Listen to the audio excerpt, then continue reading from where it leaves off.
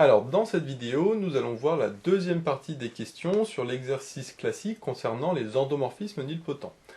On rappelle qu'on avait un endomorphisme U qui appartenait à L de E, avec E égale R3, tel que U cube soit égal au 0 de E, mais U carré n'est pas égal au 0 de E. À ce moment-là, on dit que U est un endomorphisme nilpotent d'indice 3 ou d'ordre 3, parce que U cube est égal au 0 de E, mais que U carré n'est pas égal au 0 de E.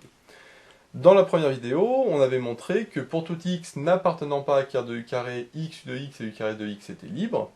Et ensuite, on avait considéré la base canonique et montré que les vecteurs de cette base canonique ne peuvent pas tous être dans carré de u carré. Le fait qu'ils ne peuvent pas tous être dans carré de u carré, ça signifie qu'il y a au moins un des trois vecteurs qui n'appartient pas à carré de u carré. Et justement, dans la question C, on nous dit qu'on suppose que E1 n'appartient pas à carré de u carré. Alors, on aurait pu supposer E2 ou E3, on va voir que le raisonnement est exactement le même, mais ici on nous dit, dans l'énoncé, que c'est E1 qui n'appartient pas à carré de U carré. Alors, ça ne veut pas dire que les autres appartiennent à carré de U carré, parce qu'on sait qu'il y en a au moins un qui n'appartient pas à carré de U carré. Ici, on nous dit, le E1, en tout cas lui, n'appartient pas à carré de U carré. Et on posait à ce moment-là trois autres vecteurs, donc E'1 qui est égal à E1, E'2 qui est égal à U de E1, et E'3 qui est égal à U carré de E1. Et on nous demandait de montrer que cette famille de nouveaux vecteurs E'1, E'2, E'3 est une base de R3. Donc en fait une nouvelle base en plus de la base canonique. Alors pour ça on va tout simplement réutiliser ce qu'on avait vu dans la question A, puisque dans la question A, on avait montré que si x n'appartient pas à carré de U carré, x de x et U carré de x est libre. Or ici, par définition, E1 n'appartient pas à carré de U carré. Donc, du coup, si je remplace x par E1, ça veut dire que E1, U de E1 et U carré de E1 est libre. Donc là, on peut dire que E1 n'appartient pas à carré de U carré par hypothèse. Donc ça implique que la famille E1, U de E1 et U carré de E1 est libre.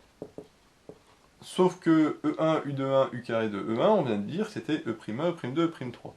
Donc ça veut dire que la famille E'1, E'2, E'3 est libre. Et moi, je vais vous montrer que c'est une base de R3. Donc normalement, on montre que c'est libre et génératrice, sauf que génératrice, c'est assez compliqué à montrer. Par contre, ce qu'on avait vu dans le cours, c'était que la plupart du temps, quand on nous demande de montrer que c'est une base, il suffit de dire que c'est libre et que le nombre de vecteurs de la famille est le même que la dimension de l'espace qu'on considère. Ici, l'espace considéré, c'est R3. R3 est de dimension 3. Or, ma famille E'1, E'2, E'3 contient 3 vecteurs. Donc à ce moment-là, il y a juste à dire que la famille E'1, E'2, E'3 est une famille libre de 3 vecteurs, parce que j'en ai 3, de 3 vecteurs de R3, qui est de dimension 3. R3, on sait que la dimension de R3 c'est 3. Donc, qui est de dimension 3, c'est-à-dire la même dimension que le nombre de vecteurs. Donc, la famille E1, E'1, E'2, E'3 est une base de R3. E'1, E'2, E'3 est une base de R3. Donc voilà, tout simplement, la méthode pour montrer que c'est une base. En fait, c'est déjà fait dans le sens où, dans cette famille, il y a autant de vecteurs que la dimension de R3, donc ça c'est fait. Et après, il suffit de dire que c'est libre, sauf que le fait que c'est libre, on l'a déjà montré dans la question A. Parce que A, c'était vrai pour tout x n'appartenant pas à carré de U carré, or par hypothèse, E1 n'appartient pas à carré de U carré. Donc du coup, il y avait juste à rédiger, c'était plus de la rédaction ici que vraiment du calcul. Donc ça, c'est pour la première question. Maintenant, la deuxième question, plutôt la question D, deuxième question de cette vidéo, c'était de déterminer la matrice de U dans cette nouvelle base. Parce que l'idée de faire des nouvelles bases, c'est souvent d'exprimer des matrices dans cette nouvelle base, un petit peu ce qu'on fait lors de la diagonalisation des matrices qu'on avait vu dans l'autre chapitre. Alors, on rappelle que la matrice de U dans cette base, donc moi, cette nouvelle matrice, je vais l'appeler M', par exemple, ou A', je vais l'appeler A', d'accord? Donc, qui est la matrice de U, mais dans la base B', ce que j'appelle B', c'est la nouvelle base E'1, E'2, E'3. Donc ça, je rappelle, c'est extrêmement classique, donc ça c'est absolument à savoir faire, parce que c'est très souvent qu'on demande ce genre de choses. En haut, on a les images de l'ensemble de la base de départ, et à droite, on a les images de la base d'arrivée. Alors ici, la base de départ et d'arrivée, c'est la même, c'est B', c'est-à-dire E'1, E'2, E'3.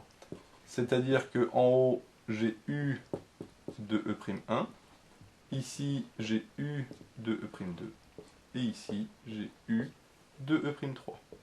Et à droite, j'ai E'1, E'2 et E'3. Sauf que vaut U de E'1? U de E'1, en fait, c'est U de E1. Donc là, plutôt que de mettre ça, je vais plutôt mettre U de E1. On va comprendre après pourquoi. Ensuite, U de E'2. E'2, c'est U de E1. Donc en fait, U de E'2, eh ben, c'est U de E1, c'est-à-dire U carré de E1. Donc ici, je vais plutôt mettre U carré de E1. Et U de E'3, c'est U de U carré de E1, c'est-à-dire U cube de E1. Donc là, plutôt que de mettre ça, je vais mettre ici U cube de E1. Et de la même manière, plutôt que de mettre E'1, je sais que E'1 c'est E1. E'2, je sais que c'est U de E1. Et de la même manière, E'3, je sais que c'est U carré de E1.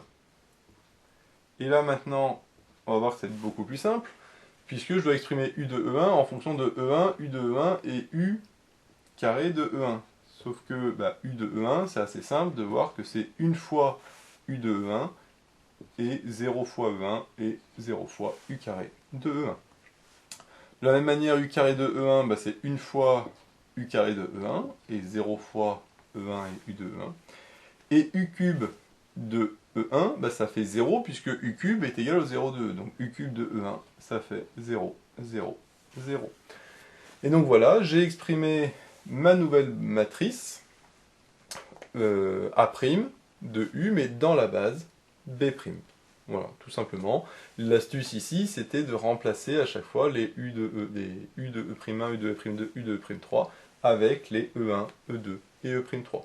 Alors c'est vrai que là je l'ai fait directement, mais bien sûr, ici j'avais U de E'2, on peut très bien écrire le détail du calcul séparément en disant que U de E'2 c'est U de U de E1, c'est-à-dire que c'est U carré de E1. C'est pour ça qu'ici j'ai mis U carré de E1, qui en fait est égal à U de E'2. Mais le fait de l'écrire comme ça, et ici de remplacer aussi avec le E1, ça permet de voir directement que U carré de E1, c'est une fois U carré de E1, donc j'ai juste à mettre un 1 ici, et puis des 0 ailleurs. De la même manière pour celui-là, et par contre, U cube, ça vaut 0, puisque U cube est égal à 0 de E, et donc si c'est égal à 0, c'est des 0 partout. Donc voilà un petit peu l'idée de ces deux questions supplémentaires par rapport aux deux premières, qui sont au final des applications des deux premières questions. Pour ça, je disais que les deux premières questions, c'est plus des questions préparatoires à la suite. Et donc ça, c'est la première partie de l'exercice où on fait quelque chose d'assez général. Il n'y a pas de matrice particulière qui est donnée. Et donc on verra dans la deuxième partie de l'exercice, donc dans d'autres vidéos, un exemple plus concret avec un endomorphisme U qu'on va donner sous forme de matrice, et toutes les choses que l'on a montrées ici seront étudiées via des matrices avec des changements de base, puisque quand on a une nouvelle matrice, on fait finalement un changement de base.